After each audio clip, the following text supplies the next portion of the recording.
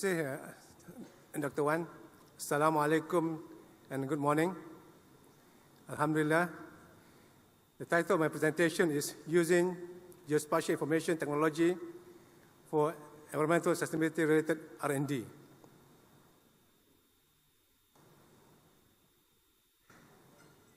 So there are three key main words. First is the technology itself, sustainability, and R&D.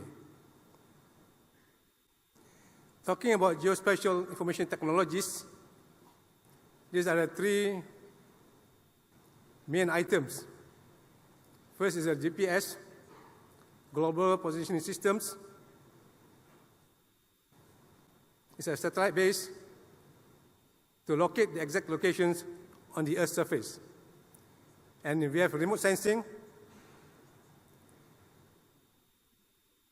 It's also satellite based or aircraft based to capture information on the Earth's surface. And the system itself, Geographic Information Systems, the capability for input, storage, manipulations, and display of the geospatial information. So GPS and RS are sources of input for GIS systems, and GIS system provides for storing and utilization of this data.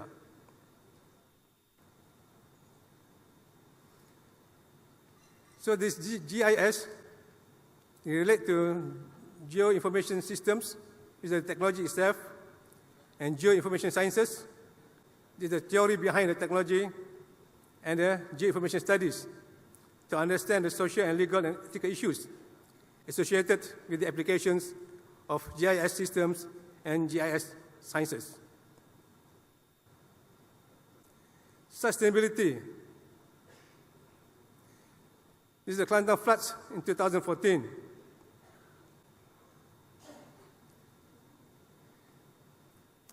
So the cause of the floods was the heavy rains, prolonged heavy rains.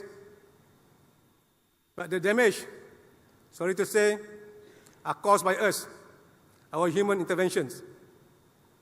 Nobody dared to declare this, but I'm sharing with you so that we can change. If we can understand that all these damages from these calamities are due to human interventions.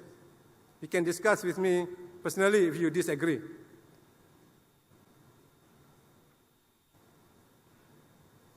So there are some statistics on the floods in 2014.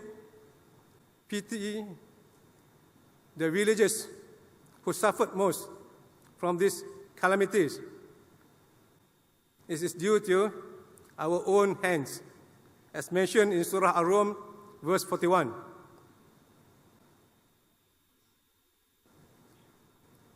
Traditionally, talking about sustainable development is the development that meets the needs of the present without compromising the ability of future generations to meet their own needs.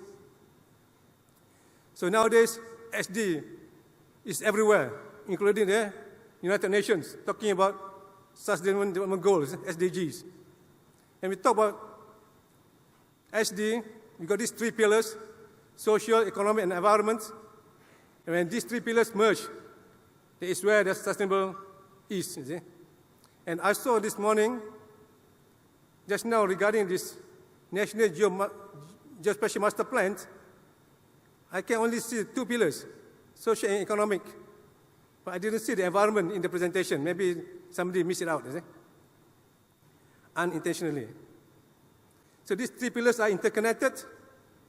The economy needs environmental inputs and socio-political stability. And the socio-political and environment improvements must be paid for, hence depend on our well-being.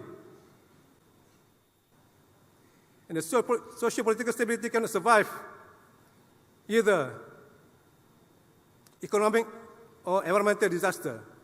So these interconnected pillars must be observed at all times. So these are the key sustainability challenges. Here the presentation talks about adapting to climate change and then environmental issues. These environmental issues, as I mentioned earlier, is due to our own doings. So these are some of the human interventions that lead to the sustainability issues. And the highest is the number 9 there, wasting available and non-renewable resources. And second highest is number 4, global warming and the resulting climate change. And the third is human overpopulations. Human overpopulation is not a problem if you can manage the population properly and justly. The next keyword is the R&D. I'd like to share with you on the impacts and issues on water facilities and environment sustainability. So talking about climate change, the thing that is near to us is rainfall and also sea level rise. If there is less rainfall, there will be droughts. If there is too much rainfall, there will be floods. Number 1, watershed degradations. The impacts are shift in spatial extent and quality of water bodies, habitat shifts due to temperature changes, and the issues that need to be addressed. We need to protect the intact watersheds and restore the integrity of the degraded watersheds and maintain the ecosystem services provided by these watersheds and wetlands. At the moment, we are developing the wetlands. I can share with you the case of Kota Baru. Everybody familiar with Kota Baru, we look at Lembah Tunjung. At Lembah Tunjung, we are developing the paddy fields into complexes, you see. So these paddy fields are natural retention ponds for the flood waters. So don't be surprised if the floods in Kelantan is getting worse and worse with times, unless we do something concrete to address the real issues. I'm from Kelantan. Water pollutions. The impacts are warmer water will lead to less dissolved oxygen in the water, and the droughts will lower stream flow and reduce dilution of pollutants. Sorry to say that we depend on our rivers to dilute our pollutants. In the first place, we shouldn't be discharging all the pollutants into the rivers. We should treat it first before the treated effluent is discharged into the rivers. And for the wet season, increased stormwater runoff and sewer overflow carry more pollutants to the waterways. The issues are effluent discharges by everybody should meet the OEE standards. We have to have control flooding and sewer overflows, and we need to adopt green infrastructure development. And water infrastructure. The impacts are expanded flood hazard areas, risking damages to water infrastructure that include both water supply and sewerage, and the operations of water treatment plants affected by the temperature, flows, sedimentation, saltwater intrusion, and so forth. The issues that we need to address, the aging infrastructure and population growth combined with the climate change risk. The cost on operation and maintenance in response to emergency and long-term climate planning should be addressed as well, and we need to invest in emergency planning and long-term risk management. The fourth, water supply itself. Changing patterns of rainfall and increased evaporations will change water availability, and this is true only because we in Malaysia, there's only one source of raw water, that is the river water.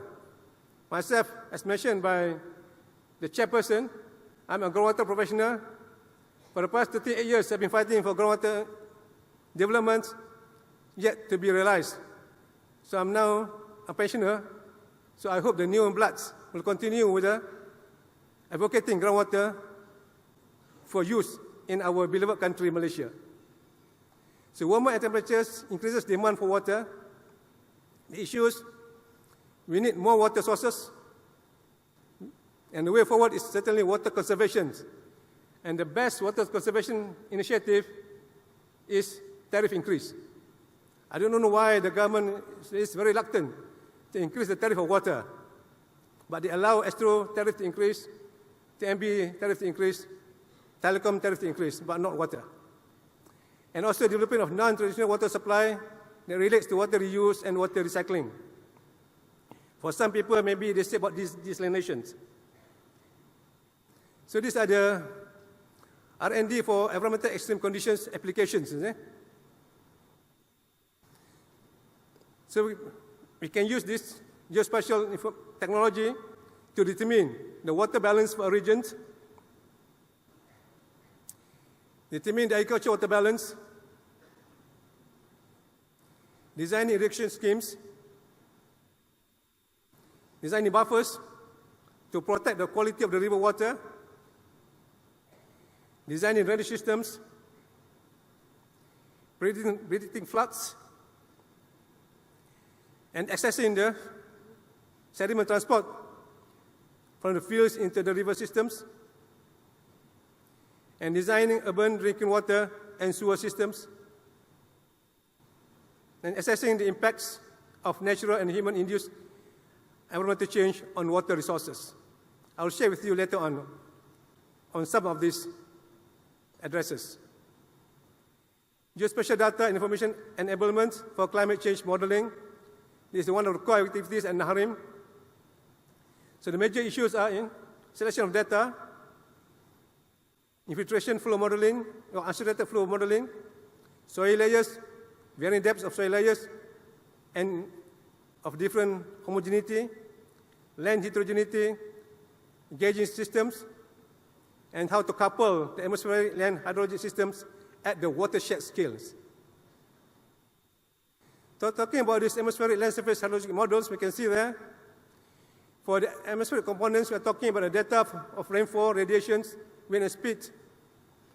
And for the watershed hydrologic component, we have three models there: land surface model, hill process model, and groundwater model, as well as the river channel routing.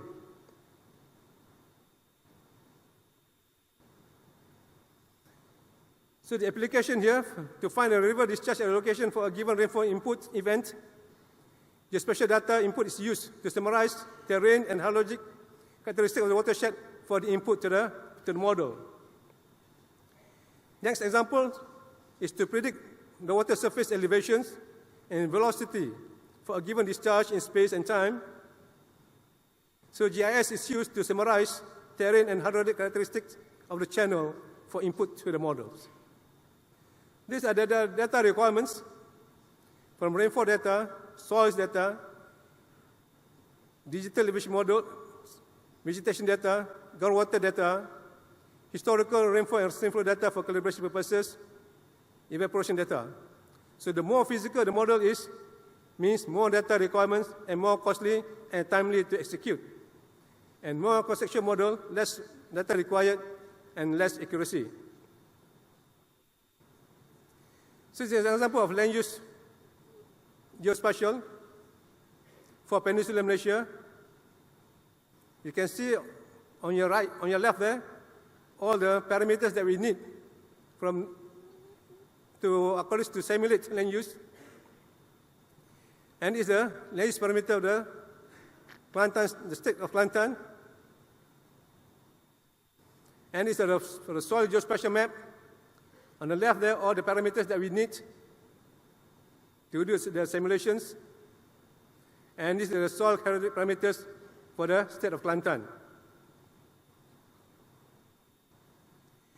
Geospatial data enablement and technology used for R&D output disseminations, the results of our work. So in NAHRIM, we are using big data analytics for our climate projections. Big data analytics is the process of examining large data sets to uncover hidden patterns, unknown and unknown correlations from large volume of data of climate change data set and various forms of data. We can start off with data sources and then follow with data cleansing and integrations and data repository, and then we follow through with the analytics. So there are three key points here. For the climate change projections, we utilize BDA to analyze downscale projected hydroclimate data over Peninsular Malaysia.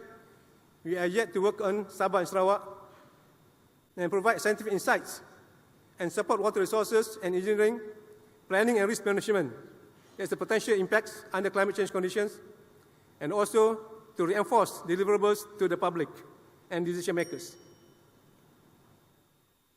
So this is the HYDA, NAHRIM Hydroclimate Data Analysis Accelerator that we use for the climate change projections. The details are there, and we have 8 modules: drought and temperature, rainfall and runoff, stream flow, storm centers, climate change factor, water stress index, and water stress index simulations. I'm proud to inform you here that the NAHRIM has won this WITSA 2018 Global ICT Excellence Awards. WITSA stands for World Information Technology and Services Alliance. So we have won an award at global level. This is an example of the output here on the module of stream flow. You can see there the issues are expanded flood hazard areas, inland floods as well as coastal floods. The impacts, besides impacts the populations, also impact the water facilities, transportation, telecommunication, and energy utilities. So these are some projections for 2013, December 2013. So we have the stream flow there at the top, and the middle is the runoff, and the bottom graph is the rainfall. So these are the images for Kelantan State on 20th December 2013, and the image of 24th December 2031. So the researchers and NAHRIM are saying that the event of December 2031 is going to be similar to that which happened in 2014. This is the module for droughts. So droughts will attract the future water resources and supply. These are the projected droughts in the time horizon 2020 to 2030 for every 3 months, for quarterly. Next is the rainfall patterns obtained from the module rainfall. You can see that rainfall in Peninsular Malaysia is increasing from 2040 to 2100. I think there'll be someone here which can verify the event in 2040, but I don't think anybody in the room can verify the 2100 events. Second one is the hydraulic modeling of the future flood areas. So there are together 12 basins being studied by NAHRIM, as stated there. And that is the way, how NAHRIM researchers achieve this hydrologic analysis. They have 3 time zones: 2010 to 2039, 2040, 2069, and 2070 and 1939, and 3 return periods of 20 years, 100 years, and 500 years.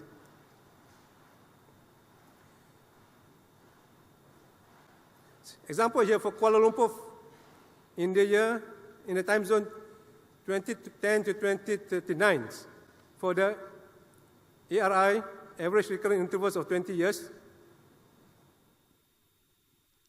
This is for the 2040.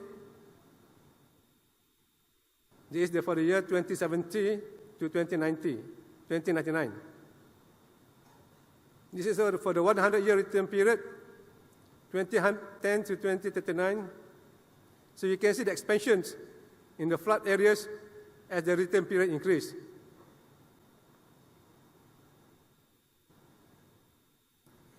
Next is the decision support system on future flood areas. So our researchers generate flood reduction maps for 12 watersheds in Peninsular Malaysia, and we developed the DSS assessment tool on water stress and flood inundation based on climate change inputs, and we did verification and validation of the data on the map, analysis, visualization, and DSS systems. Datuk, ada lebih kurang 1 minit je lagi. Okay, coming, insyaAllah. So the example here to show you the future inundation of the infrastructure. The example shown here is for the rural clinics. This is a close-up of the clinics in the year, you can see there, 2030. So some of us can verify this in the year 2030, somewhere near Pekan there. That's going to do the floods in 2030. So with this kind of information, we can project where we should be building our future hospital, for example, so that we are outside the flood-prone areas. The key messages are the main spatial information technology, the main geospatial information technology, GPS, RS, and GIS, offers opportunities for observing environmental conditions and processes across a wide range of spatial and temporal scales.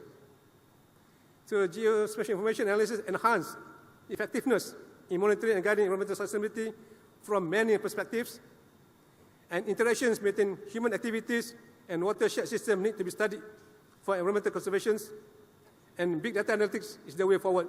Thank you for your attention.